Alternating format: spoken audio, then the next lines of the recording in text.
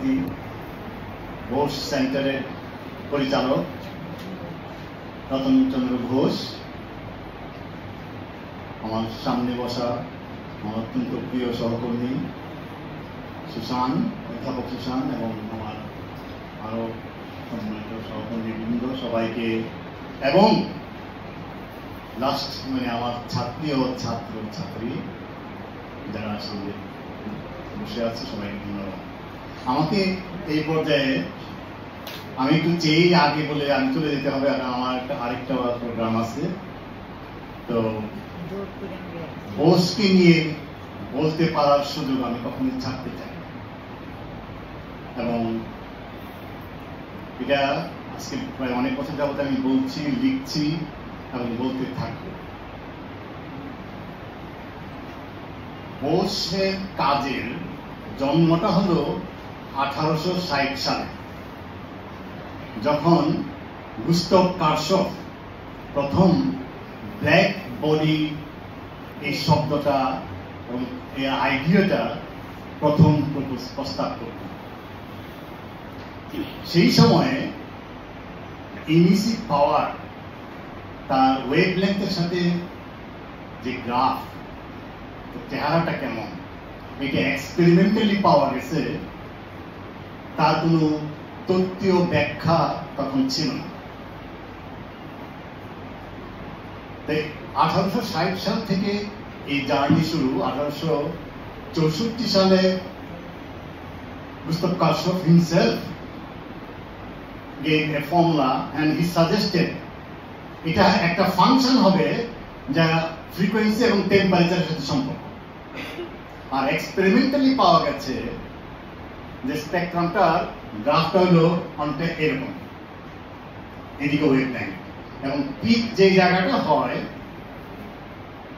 পিকটা যত টেম্পারেচার বাড়ে, যেই জায়গাটা ওয়েভলেংথের যেই জায়গায় পিক হয় সেটা আরো ছোট ওয়েভলেংথের দিকে হয়, এবং এই গ্রাফের area is proportional to 4th power of temperature. এইটার তত্ত্বীয় ব্যাখ্যা কি? এবং গুস্তাভ কারশফ বলছে this is the most challenging theoretical question. এই প্রবলেম আমাদের সলভ করতে হবে। তো জানতো ওয়েন্স ডিসপ্লেসমেন্ট ল, নানান ল আসলো, রেলি এবং জেমস থিওরি দিল। তারপরে প্লাঙ্কের সময়, সেই সময়ে আরেকটা ঘটনা ঘটল।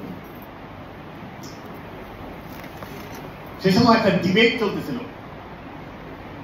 কন্টিনিউয়াম এবং অ্যাটমিস্টিক পিকচার। প্রথমবারের মতো বোলৎজম্যান বলতেছিল ম্যাটার আর নট কনস্ট্যান্ট, এখানে ডিসক্রিট অ্যাটমিস্টিক পিকচারটা অর্জন করলো। অর্থাৎ তার হলো থার্মোডাইনামিক্সকে মাইক্রোস্কোপিক পিকচার দিয়েও ব্যাখ্যা করা যায়। এর আগ পর্যন্ত ছিল ম্যাক্রোস্কোপিক, আমরা যে প্রেসার মাপি, টেম্পারেচার মাপি। Temperature is nothing but kinetic energy of all the atoms, average kinetic energy আমাদের মেজার করি। তাহলে এটা এভারেজ সবাই মিলে, কিন্তু এরা কিভাবে সৃষ্টি সেটাও জানতো না। তো বোলৎজম্যান যাওয়া শুরু করলো। এই তখন দুইটা দলে বিভক্ত হয়ে প্রচন্ড ঝগড়া। এই এর মধ্যে প্লাঙ্ক মনে করছে যে সে তো ফেমাস থার্মোডাইনামিক্সের সমস্ত কিছু, তার পিএইচডি হলো সেকেন্ড ল অফ থার্মোডাইনামিক্সের উপরে, এবং একা একা পুরো থার্মোডাইনামিক্সের থিওরিটা লিখে ফেলছে। পরে পিছন দিকে তাকিয়ে দেখে এটা আগে, এর আগে গিবস এবং আরো second law of thermodynamics Clausius, thank you so much, Clausius, তারপরে ক্যালভিন, এরা করে ফেলছে। শকিং। তখন বোলৎজম্যানের যে অ্যাটমিস্টিক পিকচার যখন আসছে, সে ভয় পেয়ে গেছে। সে মনে করছে আমি এতদিন যার জন্য famous, that will go to the pin. So একটা নিউট্রাল কোন কিছু করার জন্য সে তখন প্লাঙ্কসের থিওরি নিয়ে ব্ল্যাক বডি রেডিয়েশন নিয়ে কাজ করা শুরু করে চিন্তা করতেছে। এর মধ্যে রিলিজিয়াস একটা থিওরি দিল আর প্লাঙ্কের বাসায় তখন প্রফেসর রুবেন্স বেড়াতে আসছিল। রাতের বেলা ডিনারের সময় এক্সপেরিমেন্টালিস্ট প্রফেসর রুবেন বলতেছে, আমরা তো একটা এক্সপেরিমেন্ট করতেছি, কিন্তু এটার কোনো থিওরিটিক্যাল কোনো ব্যাখ্যা নাই। যেগুলো এক্সিস্টিং বাজারে যেগুলো আছে এগুলা ফুল স্পেকট্রামকে ব্যাখ্যা করতে পারে না। তো গেস্ট তো রাতে ডিনার শেষে চলে গেল, প্লাঙ্ক তো সারা রাত ঘুমাতে পারে নাই, সারা রাত ধরে চেষ্টা করে একটা এডুকেটেড গেস করে একটা ফর্মুলা সেট তৈরি করে ফেলছে, একটা পোস্ট কার্ডে লিখে রুবেন্সের কাছে পাঠিয়ে দিয়েছে। রুবেন্স ওই লটা দিয়ে তার এক্সপেরিমেন্টাল রেজাল্ট করে দেখে perfect, that is the kind of relation they were looking for. সাথে সাথে সে আবার রিপ্লাই ব্যাক করলো to Planck, we have a law, আমাদের রিলেশন পেয়ে গেছে। সমস্যা কোথায়? সমস্যা হলো এটা কোনো ব্যাখ্যা নাই, এটা একটা গেস। সে ইন্টারপোলেট করছে নানান ল যেগুলো এক্সিস্টিং আছে এগুলো করে করে একটা, he was lucky, it's like a স্বপ্নে পাওয়া ফর্মুলার মতো। তখন থেকে পুরো ইউরোপে, স্পেশালি জার্মানিতে, Einstein, Debye, Ehrenfest, all the celebrity physicist, তারা সবাই এই ফর্মুলা জানা হয়ে গেছে, মানে target fixed, how to derive it, এটাই হয়ে গেল চ্যালেঞ্জিং প্রবলেম। আর এইদিকে ঢাকায় বসে সত্যেন ঘোষ যে সাবজেক্ট পড়াতো প্ল্যাঙ্কস রেডিয়েশন ল পড়াতে গিয়ে সে দেখলো এই সমস্যা, যে half classical and half quantum mechanical, এবং এই যে একটা ফ্ল, এটা সে বলে দিচ্ছে। এবং এটাকে কিভাবে শুদ্ধ করা যায়, কিভাবে ব্যাখ্যা করা যায়, the way he did, just wonderful। এবং ওই যে আইনস্টাইনের কাছে যখন পাঠাইছে, আইনস্টাইন সাথে সাথে টের পেয়ে গেছে এটার গুরুত্ব। শুধু টের পায় নাই, আরেকটা জিনিস বুঝতে পারছে যে এটা তো হলো ফোটনের জন্য, যার কোনো মাস নাই। সে নিচে একটা মাইনাস সাইন লিখে ফেলছে, সে বুঝে ফেলছে এইটা দিয়ে একটা ফেজ ট্রানজিশনের ব্যাপার থাকতে পারে। এখন লুকিং ব্যাক, আমার দৃষ্টিতে আইনস্টাইন ঠিক কাজটি করে না। আইনস্টাইন কাজটা যেটা করতে পারত, সত্যেন ঘোষকে ইনভাইট করে ইউরোপে নিয়ে গেছে ঠিকই, কিন্তু ঘুরতে নিয়ে গেছে। সে মারি ক্যুরি ল্যাবে যায়, সে এখানে যায়, এই বিজ্ঞানের সাথে দেখা হয়, এটা হয়, কিন্তু বলে নাই ওই যে আইডিয়াল গ্যাসে ফুটনোটে লিখছিল, I will apply the theory somewhere elsewhere, কিন্তু বলে নাই আসো আমরা একসাথে কাজ করি, কারণ আইডিয়া তো তোমার। onus was on him to work to invite Satyen Bose. আজকের দুনিয়াতেও যে আমি কয়েকদিন আগে আমি একটা কাজ শেয়ার করছিলাম ক্যালিফোর্নিয়া ডেভিসের এক প্রফেসরের সাথে, এবং we are doing some collaboration, মানে একটা আইডিয়া দিলে উই ওয়ার্ক টুগেদার। মাঝে মাঝে আমি ভাবি, what if Satyen Bose were not an Indian, didn't India, what if he was an European? Would he treat him the same way?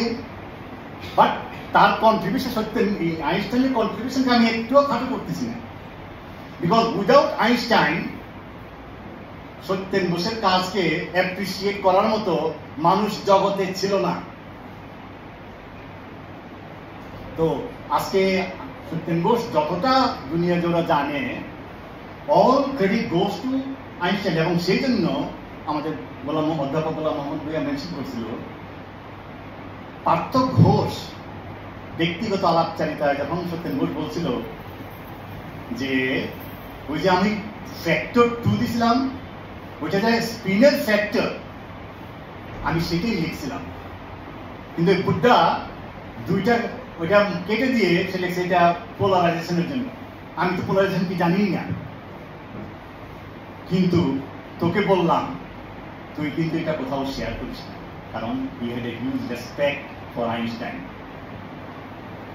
কিন্তু পার্থক্য পরবর্তী যখন গোলাম মোহাম্মদ ভূঁইয়া মেনশন করছে, সিবি রহমানের পেপার একটা আর্টিকেল পড়লো, ওখানে যেমন সিবি রহমান বলে ফেলছে যে তার সাথে ব্যক্তিগত আলোচনায় বলছেন উনি, তখন তো ওই যে প্রমিস করছিল সত্যেন ঘোষের সাথে পার্থ ঘোষ, ওইটা তো আর থাকলো না।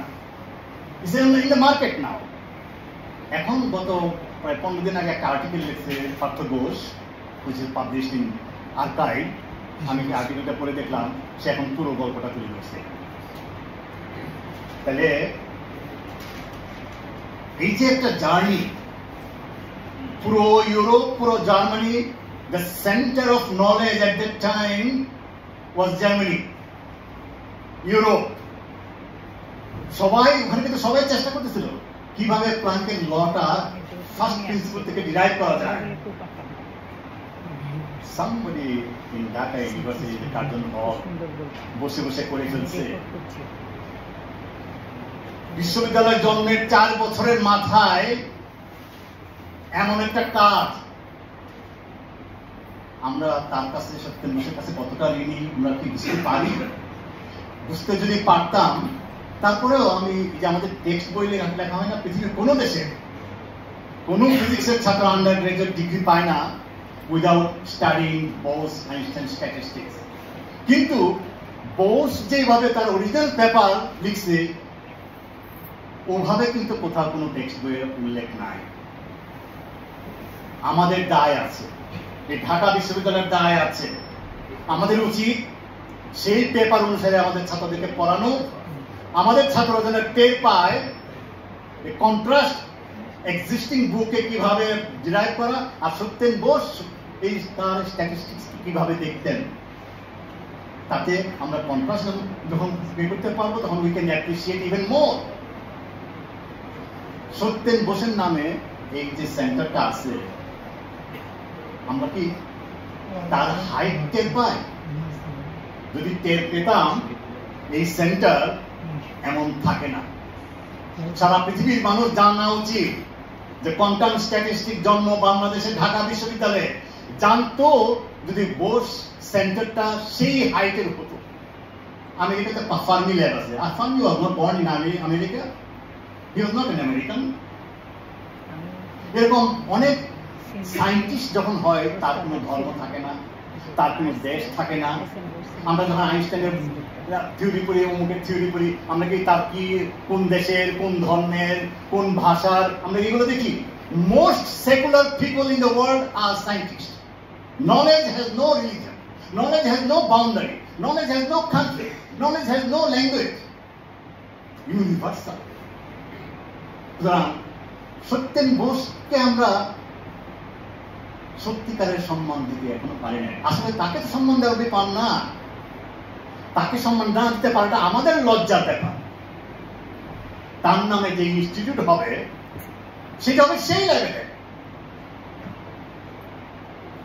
আমি আশা করি হয় নাই, কিন্তু হবে। আমরা সবাই যদি বলি, সবাই মিলে যদি বলি, হবে। এবং হলে আমাদের নতুন প্রজন্ম একটা ভাস্কর্য থাকতে পারে আমাদের ডিপার্টমেন্টের সামনে। উদাহরণীয় মানুষ না থাকলে নতুন প্রজন্মের ছেলেরা উদাহরণীয় হবে কিভাবে? যে এই মাটিতে বসে সামান্য লিমিটেশন সত্ত্বেও ভালো কাজ করা যায়, এই উদাহরণটা তো আমাদের ছেলেমেয়েদের সামনে তুলে ধরতে হবে। আমরা তো we fail miserably, we fail. But Satyen বোসের কাজ, সত্যেন বোস শুধু খালি সায়েন্স না, সে আরেকটা কাজ করছে। আজীবন ফাইট করে গেছে বিজ্ঞানকে মাতৃভাষায় করতে হবে, কারণ শব্দের মেন্টাল ইমেজ আছে। আমরা বলি না আই লাভ ইউ ইজিলি বলে ফেলতে পারি, সরি এক্সকিউজ মি আমরা ইজিলি বলে ফেলতে পারি, মাফ করেন বলতে আমাদের মাথা খারাপ হয়ে যায়, কারণ এটার ভার কত আমরা বুঝতে পারি। ভালোবাসা বলতে এটা ভার কত আমরা বুঝতে পারি, হালকার উপরে ছেড়ে দিতে চাই। আমরা যদি সায়েন্স সত্যিকারে বুঝতে চাই, পৃথিবীতে এমন কোন দেশ নাই যে উন্নত হয়েছে বিজ্ঞানে, জ্ঞানে বিজ্ঞানে অন্যের ভাষায়। That is not a single example. আমরা 50 বছরে এই কাজটা করতে পারি না। সত্যেন বোস যেটা শুরু করছিল, আমরা সেটা এগিয়ে নিতে পারি না, এটা আমাদের ব্যর্থতা। We failed again miserably. Satyen Bose যখন ইউরোপে গেছিল, সে কোনো 5 স্টার হোটেলে থাকে নাই, সে কোনো গেস্ট হাউসে থাকে নাই। তখন ব্রিটিশ খেদাও আন্দোলনে যারা জড়িত ছিলেন তারা অনেকে ইউরোপে থাকতেন, তাদের সাথে মেসে থাকত। He was such a patriotic person. So politics, গান বাজনা, ভাষার প্রতি দরদ, বিজ্ঞান, কমপ্লিট পারসন। তাকে স্টাডি করার ব্যাপার আছে, তাকে জানার ব্যাপার আছে, তাকে বোঝার ব্যাপার আছে। এনিওয়ে, আমি আমার শ্রদ্ধেয় ম্যাডামকে আর বসিয়ে রাখতে চাই না।